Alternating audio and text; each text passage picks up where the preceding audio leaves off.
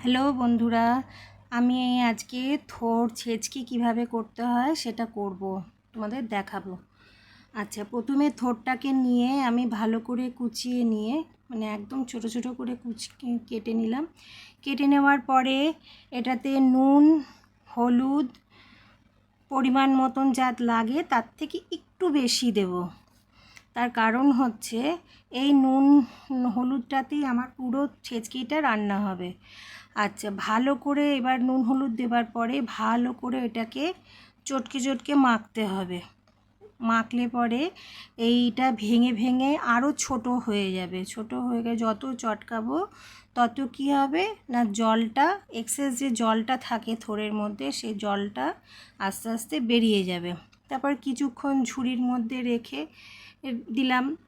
তারপর ঝুড়ির থেকে শুকিয়ে যাবে, জলটা পড়ে পড়ে পুরো জলটা বেরিয়ে যাবে। এই দেখো জল পড়ছে, শুকিয়ে যাবে। এবার আমি কড়াইতে তেল দিয়ে কালো জিরে দিয়ে তারপরে বাদাম ভেজে নেব। হ্যাঁ, প্রথমে বাদামটা ভেজে নেব। বাদাম ভেজে তুলে নেবার পরে আমি কালো জিরে দেব, যাতে কালো জিরেগুলো বাদামের সাথে উঠে না আসে। ভেজে নেবার পরে এবার তারপরে আমি কালো জিরে আর দেব, কালো জিরে আর তেজপাতা। কালো জিরে তেজপাতা দেওয়ার পরে ততক্ষণে থোড় থেকে অনেকটা জলই বেরিয়ে গেছে, পুরোটাই বেরিয়ে গেছে ধরতে গেলে পরে 80%। এবার আমি ফোড়ন দেওয়ার পরে কড়াইয়ের মধ্যে নুন হলুদ মাখানো থোড়টা দিয়ে দেব। এবার ভালো করে সেটাকে ভাজতে থাকবো।